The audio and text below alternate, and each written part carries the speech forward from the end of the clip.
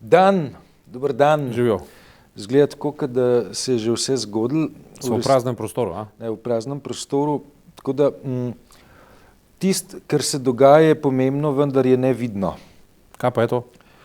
Ja, lej, mislim, lovi se 46. glas, 47. glas, 48. glas in to v pač nekih kombinatorikah, ki potekajo kar daleč stran od oči javnosti. Ne. Veliko se govori, da se lovi. Ja, jaz mislim, da je tak podvodni. In da gre ena na ena, to ne čez šefe poslanskih, čez predsednike strank, ampak kar tako direktno. Podvodni lov je, ne, tako, ne, da veš, tam imaš jato, ne, potem je pa treba iz te jate izolirati šibkejše člene in pač. Le kdo bi to delal, ne? Lej, zdaj tako, ne, tisti, ki ima več izkušenj, tisti, ki se bolj spozna, tisti, ki ima več vedenja, znanja in informacij, tisti je v tem trenutku v prednosti. A imaš v mislih mandatarja? Kdo pa je mandatar? Janša. Ja, odkje ti to? Ja, se so predsednik rekli, da mu bodo dali mandat. Ne, predsednik so rekli, da ga bodo jutri povabili na neformalni pogovor. Ne, v intervjuju jasno povedal, da bo dal mandat tistemu, ki je dobil relativno največ glasov. Ja, to je definirana pozicija. Potem je pa povedal, da ga pa jutri vabi na neformalen pogovor, na katerem se bosta za dalj časa usedla, da vidita pravzaprav, kako zvezde kažejo. A kako se ribe lovi? Pa, ja, ribe pa srdelce pa tune. Ne? Ja, dobro je. Ja. Ne, zadeva je tako, je bolj resna, ne, zaradi tega, ker neko situacijo, ko je pravzaprav relativni zmagovalec jasen, ne, vse ostalo je pa pod nekim kar velikim vprašajem, ne. No, moja pozornost je pritegnilo to, kar sem jaz slišal, oziroma se je nekaj govoril, da v stranki Marjana Šarca so ugrajeni krti, ki bodo zahtevali koalicijo z SDS, ne? In istega dne, ko sem jaz to slišal iz nekih različnih koncev, da je to je bilo v ponedeljek, ne? Ja. Je v našem delu, kolegica Suzana Kos naredila ena na ena intervju z Marjanom Šarcem, te dileme nekako popisala in ga direktno vprašala, kaj je na stvari. In on je direktno zanikal in rekel, da gre za spin in da se že dogaja pač ti spini in tako naprej, ne. In je še enkrat zagotovil, da on v koalicijo ne bo šel, ne. Potem je seveda možno samo še v večjem obsegu je možen sodelovanje ali pa prebeg v pač desni tabor SMC-ja ali pa SD-ja, ne. Se pravi, vse ostalo je pa nerealistično v smislu sestavljanja vlade, razen če bi lovili poslance tako, kot so jih nekoč pri manjšincih, ne. Čisto že ne vem zdaj, kako sta manjšinca orientirana, govorim zdaj levo-desno ali pa projektno, ne vem, ne. Ampak mislim pa, da ta trenutek ni onaka, ki bi lahko z gotovostjo rekel, da Janša ne bo sestavil vlade ali pa da jo bo. Ne, mislim, predvsem je tako, no, da jaz mislim, da bomo zdajle še teden, 2, 3 ali 4, ne, živeli v obdobju nekih spinov, ja. Da bo ponavljam, ne, prvi tak resnejši test, ne, kje smo nastopil v trenutku, ko bomo imeli glasovanje o predsedniku državnega zbora, ne, tam se bo videl, kdo koga kam podpira, ja. kdo koga podpira, ne, in da je tako tradicionalno, ne, spet relativno velikim številom odklonov od tega pravila, ne, ampak vendarle, ne, tradicionalno, ne, recimo je druga najmočnejša stranka vladne koalicije dala predsednika državnega zbora, ne. Ponavljam, ne, je bilo pri tem pravilu relativno veliko odklonov, ne, je pa vendarle nek znak, ne, ki nam lahko ne, čez nekaj časa pove, kako stvari približno stojijo, bolj natančno, kako stojijo tisti dan, ne, kajti potem lahko še vedno pride do kakšnih zaokretov, ne, nepričakovanih, nenavadnih, ne bi bilo prvič, ja. Načelnih, nenačelnih, etc. Dobro, samo dve stvari sta tu, ki je pomembni. Ne? Zdaj, mislim, tisto, kar naju zanima, mene zanesljivo je to, ne? Kakšno je stanje duha ali pa kakšno je zdravstveno stanje slovenske demokracije v teh procesih, ki gredo. In bi me zelo znerviralo, če bi slišal, ne? Da se delajo mapice, da se izsiljuje, da se išče ljubice in tako naprej pri iskanju, ne vem, 46. glasu. Tako, ne. To je ena stvar, ki bi me motila. Drugo, kar me pa že moti, ne, je pa to, da je pa ponavljajoča se teza, ki jo je pa Janez Janša postavil, da še vedno hoče imeti pomik k večinskemu sistemu. Se pravi, še vedno išče spremembo ustave. To sem danes prebiral na netu, ne. Menda je pa en obširnejši intervju dal na Nova 24, ki ga jaz ne gledam, ne. Ampak tam naj bi padale tudi približno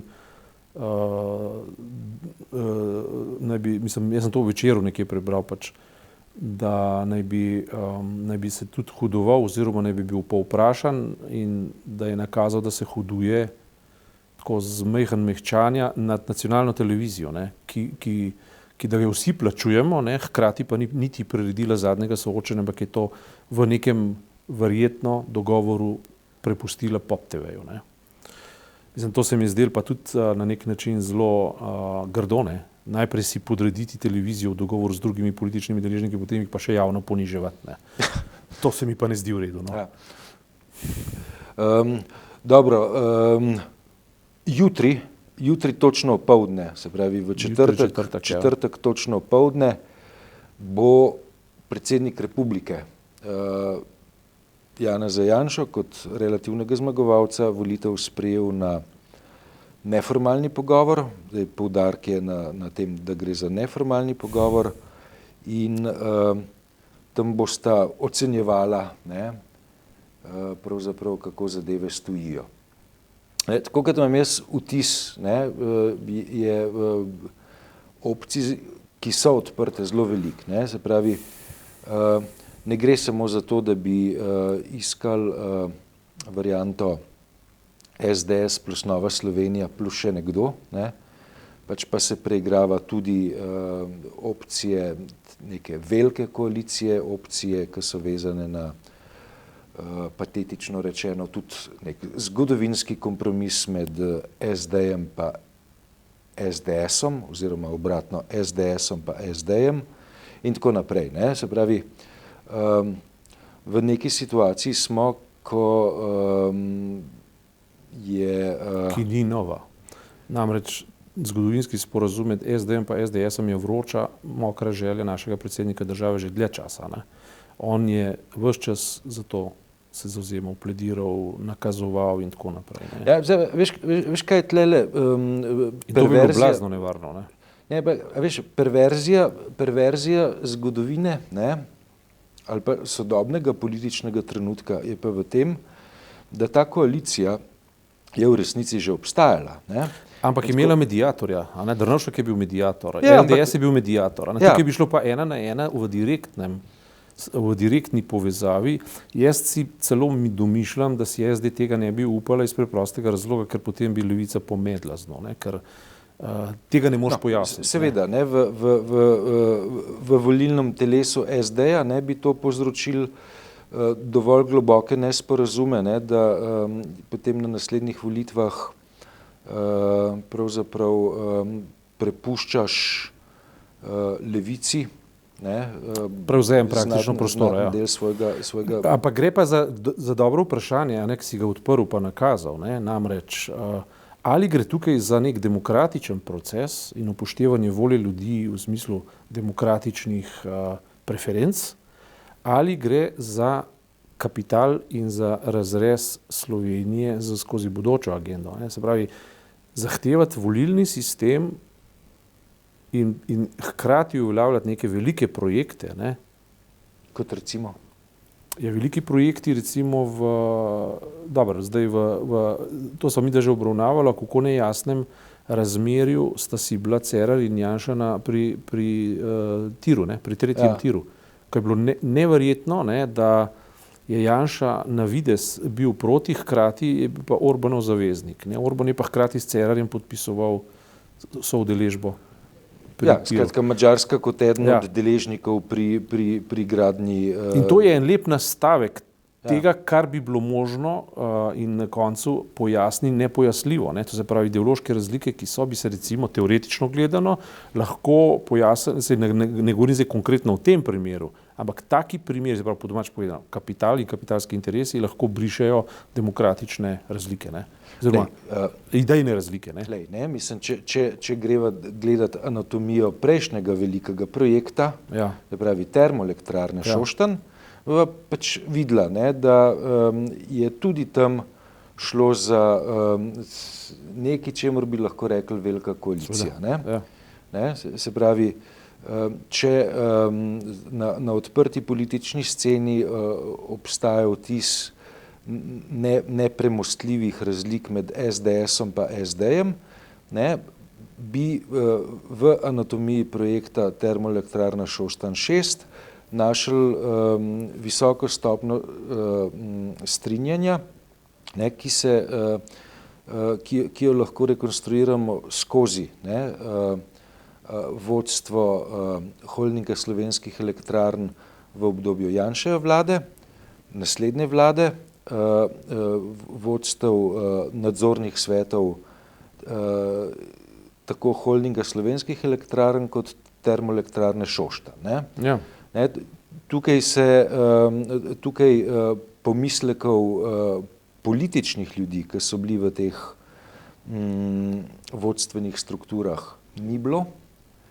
So pa ljudje prihajali predvsem iz teh dveh političnih taborov, ki sta, ne, ko gre za leto 1941 in leto 1945 in še kaj diametralno različnih pogledov, ne, ko gre pa za vprašanje pogledov v prihodnost, pa te razlike niso tako zelo velike oziroma se da kakšen projekt relativno sharmonizirano speljati. Ja, pa zdaj tako projekt, ne, zdaj na to stvar je treba še pogledati z nekega drugega zornega kota. To nikoli niso projekti, ki bi bili uspešni. Na koncu je vedno puščava, vedno pogorišče, vedno preveč plačanega denarja zavoženo vse skupaj. Ne.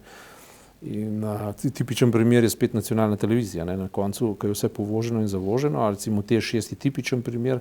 Bilo je pa to narejen po zgledu SCT-ovega razreza avtocestnega križa, katere so se pač najedle vse stranke in so potem v tem ustrezno vse molčale.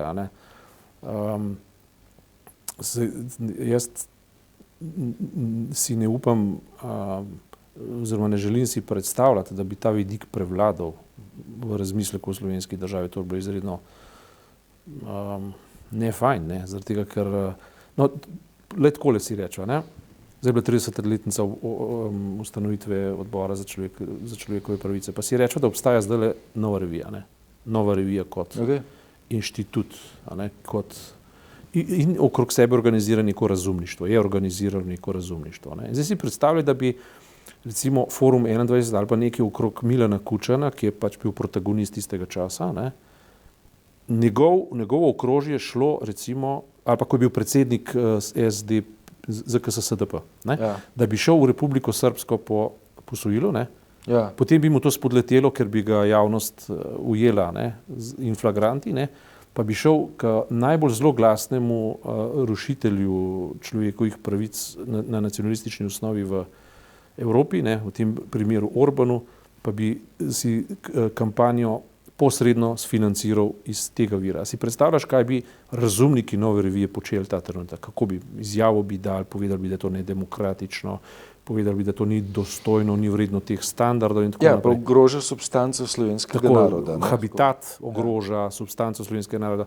In v bistvu gre za to, da samo te iste kriterije, ki so seveda lahko tudi utemeljeni, uporabljamo tudi v tem konkretnem primeru. Se pravi, ne more poreklo nekoga ekskulpirati njegovih dejanj. Se pravi, povzročiti, da njegova dejanja niso niti grda, niti tvegana, niti nedemokratična, da ne rečem kriminalna. Ne? Skratka, to so standardi, na katere smo pozabili v imenu kar neke samoumevnosti, ki se ji reče denar, kapital, ne? In prihod. In ta koalicija med SD in SDS bi na vsakem koraku zaudarjala po tej logiki, ne?